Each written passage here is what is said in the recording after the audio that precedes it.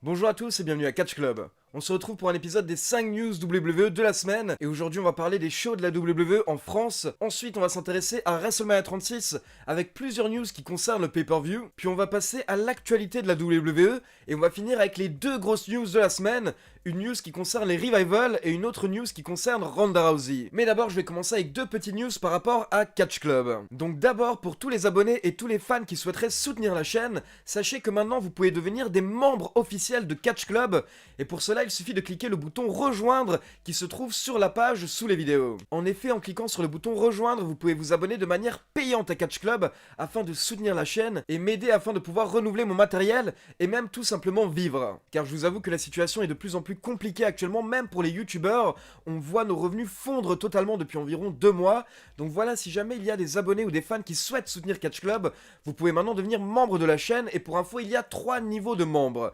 Vous pouvez soit être NXT Champion, soit US Champion, ou alors World Champion. Et bien entendu, pour chaque niveau de membre, vous aurez des avantages différents. Tous les avantages sont expliqués quand vous cliquez sur le bouton rejoindre. Mais sachez surtout que ça aidera énormément la chaîne, et ça m'évitera sur le long terme de fermer si la crise continue, car je commence vraiment à m'inquiéter pour le futur de Catch Club entre vous et moi. Donc merci à toutes les personnes qui vont devenir membres de Catch Club, et sachez également que je fais des posts qui sont réservés uniquement aux membres durant la semaine, afin de vous informer un petit peu avant les abonnés. Donc le but est de pouvoir avoir un échange un peu plus direct avec les membres, car comme vous l'avez remarqué, durant les lives maintenant il y a souvent plus de 1000 personnes, donc c'est compliqué de pouvoir répondre à toutes les personnes un par un. On passe maintenant à la seconde news qui concerne Catch Club, car pour ceux qui ont suivi ce qui s'est passé jeudi soir sur la chaîne, vous avez pu voir que j'ai effectué mes débuts en tant que commentateur pour une fédération américaine, la MLW. Donc déjà je tiens à vous dire que c'était une grande étape pour moi, et je tiens à remercier la MLW, mais également la chaîne Le Live qui m'a donné cette opportunité. Et pour info, ce n'est pas encore confirmé à 100%,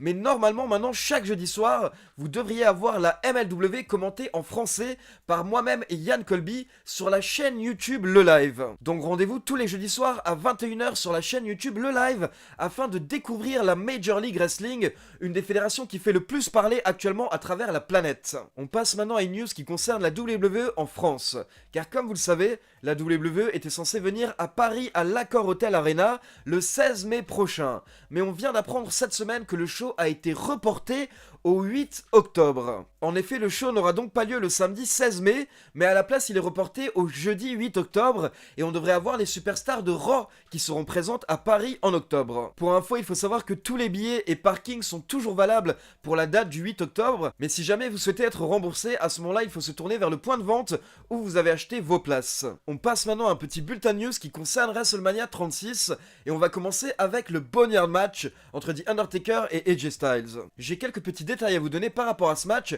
et pour commencer, on va comprendre pourquoi est-ce que The Undertaker a choisi AJ Styles comme adversaire. Et il faut savoir que c'est Kurt Angle qui nous a donné la réponse, car il y a quelques jours, Kurt Angle a fait une interview où il a expliqué qu'après le dernier show en Arabie Saoudite, il a eu une conversation avec The Undertaker, et The Undertaker était très déçu de son match face à Goldberg. Donc The Undertaker avait expliqué à Kurt Angle qu'il souhaitait absolument se racheter lors du prochain WrestleMania, et à ce moment-là, Kurt Angle lui a conseillé d'avoir un match face à AJ Styles, car il a dit à The Undertaker qu'AJ Styles est tout simplement l'un des meilleurs catcheurs de la planète, et que The Undertaker aura forcément un très bon match s'il affronte AJ Styles. Donc en fait, c'est Kurt Angle qui a conseillé à The Undertaker d'affronter AJ Styles afin de se relancer. Et à côté de ça, quelques petits détails techniques par rapport au Boneyard match.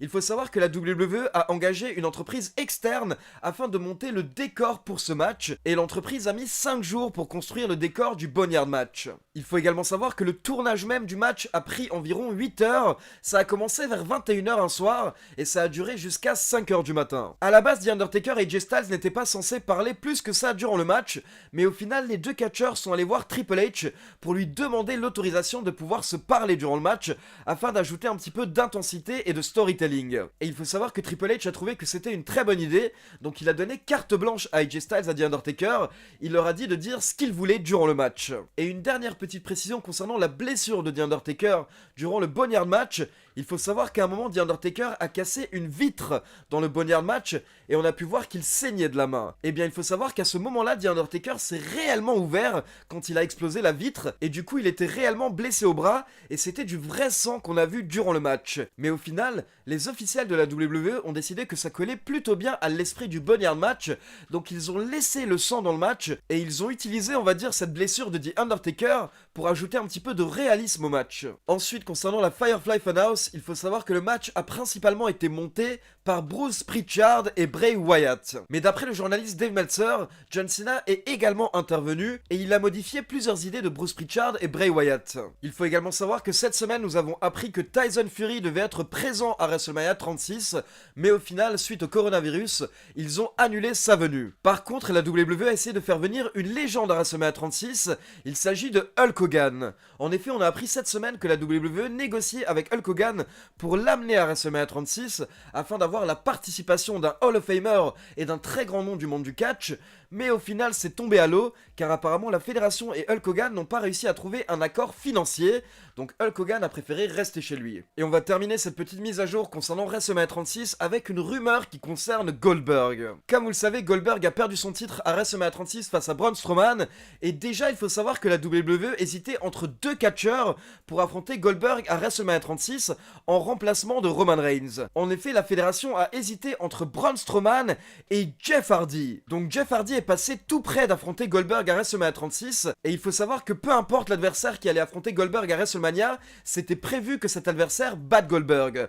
Donc au final, on est passé à ça, de Jeff Hardy, nouveau champion universel, mais au final, la fédération a préféré miser sur les muscles de Braun Strowman. Et donc pour revenir à la rumeur qui est sortie sur Goldberg cette semaine, il faut savoir qu'apparemment lors du dernier show en Arabie Saoudite, où on a eu un match entre Goldberg et Bray Wyatt, à la base, la WWE avait prévu que The Fiend conserve son titre, mais au final, d'après les rumeurs, quand ils sont arrivés en Arabie Saoudite, Goldberg a changé d'avis et il a demandé à la WWE de ne pas perdre face à The Fiend, car d'après Goldberg, en fait, dans sa tête, il représente un héros pour des milliers d'enfants, et donc dans sa tête, le héros ne pouvait pas perdre face au monstre de Fiend. Goldberg pensait qu'il allait décevoir trop d'enfants et trop de jeunes adultes, et à son avis, en fait, son personnage allait être moins crédible, donc Goldberg aurait demandé à Vince McMahon et à la WWE d'absolument battre The Fiend lors du dernier show en Arabie Saoudite.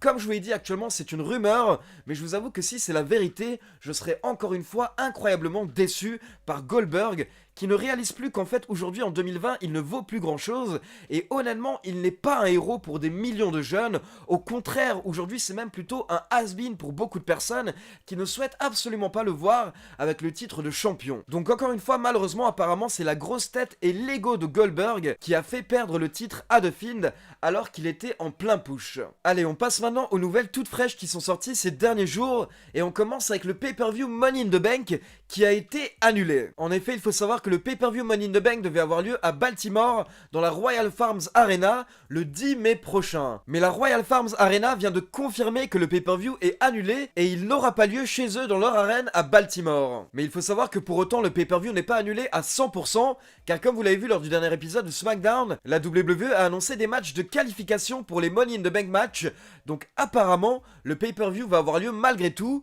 mais sûrement à huis clos au Performance Center. À côté de ça, il faut savoir que la WWE est de retour au Performance Center actuellement, et d'après les dernières news, la fédération était censée faire de gros enregistrements pour enregistrer 3 épisodes de Raw, 3 épisodes de SmackDown et 3 épisodes de WWE NXT pour les prochaines semaines. Mais on a appris hier qu'apparemment ces enregistrements ont été annulés, et la WWE vient de confirmer aujourd'hui dans un communiqué de presse qu'elle va retourner au show en direct. En effet, la fédération vient de poster un communiqué où elle explique que l'objectif de la WWE est de divertir les fans durant cette période compliquée. Du coup, la fédération va prendre toutes les précautions possibles. Il faut savoir que les catcheurs devront tout le temps porter des masques quand ils ne sont pas à l'antenne, et à côté de ça, les cordes et le tapis de ring vont être changés entre chaque match. Donc beaucoup de personnes étaient étonnées de voir que la WWE va se remettre au live, alors qu'actuellement il y a un confinement qui est mis en place en Floride, mais il faut savoir que la WWE évite le confinement, car apparemment ils ont reçu des documents officiels de la part de l'État de Floride qui attestent que les employés de la WWE font partie des médias essentiels, et du coup ils peuvent éviter le confinement. Par contre, apparemment, la décision de Vince McMahon de relancer les lives aurait déplu à beaucoup de catcheurs en coulisses qui se sont un petit peu forcés de travailler dans cette période assez compliquée. Et comme si tout cela ne suffisait pas, la WWE a confirmé hier qu'ils ont un employé qui est bien infecté par le coronavirus. Donc il s'agit du premier employé de la WWE qui est officiellement infecté par le coronavirus, mais pour info, apparemment ce n'est pas un membre du roster de la WWE, donc ce n'est pas un catcheur, donc d'après ce que nous explique la fédération, il peut soit s'agir d'un arbitre, soit d'un commentateur, et apparemment c'était quelqu'un qui était présent aux enregistrements de WrestleMania 36, mais qui est tombé malade par la suite, donc depuis il n'est plus retourné au Performance Center. Et donc on va terminer avec les deux grosses news de la semaine, et on commence avec les Revival. Car pour ceux qui ne sont pas au courant, les Revival Scott Dawson et Dash Wilder ont été libérés par la WWE cette semaine, jeudi dernier. En effet, la WWE a posté un communiqué officiel où ils ont confirmé qu'ils se séparaient de Dash Wilder et de Scott Dawson et qu'ils leur souhaitaient tout le meilleur pour le futur. Mais attention, ce n'est pas tout, car d'après le journaliste américain Ryan Satin, les Revival ont le droit d'apparaître dans une autre fédération dès maintenant. En effet, ils n'auront pas à respecter une clause de non-concurrence pendant 3 mois et ils sont libres de signer où ils le veulent dès maintenant. Et forcément, comme beaucoup de fans, je m'attends à voir les Revival se rapprocher de la AEW. Du coup, il faut savoir que les membres des Revival ont officiellement changé de nom cette semaine. Et comme vous avez pu le voir sur Twitter, Scott Dawson s'appelle maintenant Dax Harwood et Dash Wilder s'appelle dorénavant Cash Wheeler. Donc bonne chance aux Revival et j'ai hâte de voir ce qu'ils vont faire en dehors de la WWE. On passe maintenant à la dernière news qui a fait énormément de bruit cette semaine. Il s'agit de Ronda Rousey qui se lâche totalement contre les fans de la WWE et même un petit peu contre les catcheurs. Ça a démarré en début de semaine quand Ronda Rousey était invitée dans le podcast de Steve-O. Donc pour ceux qui se rappellent de Steve-O, c'était l'un des membres de l'émission Jackass. Lors de ce podcast, Ronda Rousey a parlé de son expérience avec les fans et voici ce qu'elle a déclaré. Je ne comprends pas pourquoi est-ce que je devrais travailler si dur si je n'ai même pas l'occasion de pouvoir passer du temps avec ma famille, mais à la place je dois aller dépenser mon temps et mon énergie sur des fans qui n'en ont rien à faire de moi, qui ne m'apprécient pas et qui se foutent de moi. Mais le fait est que j'adore performer, j'adore les autres catcheuses et j'adore être dans le ring. Mais au final, j'étais arrivé à un point où j'étais un petit peu en mode fuck les fans, car ma famille m'aime, ils m'apprécient, donc j'ai envie de passer un maximum de temps avec eux. Il faut également savoir que Ronda Rousey a mentionné le catch en parlant de fake fighting, donc des fausses bagarres, de faux combats, et plusieurs catcheuses de la WWE n'ont pas apprécié ce qu'a dit Ronda Rousey, comme par exemple Alexa Bliss et Lana qui lui ont envoyé des petits pics sur Twitter. Du coup, Ronda Rousey a à nouveau répondu hier soir sur Twitter, et voici ce qu'elle a déclaré. Toutes les personnes qui ont été offensées par le fait que j'appelle le catch des fausses bagarres pour s'amuser n'ont jamais été dans une vraie bagarre de leur vie. Vous marchez tous sur la pointe des pieds afin de ne pas offenser l'ego de ces catcheurs, mais est-ce que quelqu'un pense aux vrais combattants qui sont insultés par le fait que le catch prétend être au même niveau qu'eux? Alors oui, je comprends que le fait de catcher 300 fois par an fait beaucoup de mal à votre corps, et c'est une profession très difficile. Mais est-ce que vous savez ce qui se passerait si vous vous battiez réellement 300 fois par an? Vous seriez tout simplement mort. Donc Ronda Rousey a un petit peu rabaissé le catch par rapport au vrai combat, et forcément, encore une fois, elle a reçu des réponses des catcheuses, notamment Nia Jax. En effet, Nia Jax a répondu sur Twitter en disant qu'elle a hâte de voir Ronda Rousey revenir du côté de la WWE, et Nia Jax a dit que même si les officiels lui donnent l'ordre de faire bien paraître Ronda Rousey, eh bien elle refusera. Nia Jax dit même qu'elle est prête à risquer son boulot pour devenir la première personne qui mettra KO Ronda Rousey. Donc clairement, Nia Jax est très remontée contre Ronda Rousey. D'ailleurs, à la fin de son tweet, elle a utilisé le hashtag Test me bitch. Donc teste-moi bitch. Alors maintenant la grande question forcément, c'est est-ce que Ronda Rousey est en train de s'amuser avec nous? Est-ce qu'elle est en train de préparer un heel turn? Ou tout simplement est-ce que Ronda Rousey a pété un câble et elle est en train d'insulter la WWE gratuitement?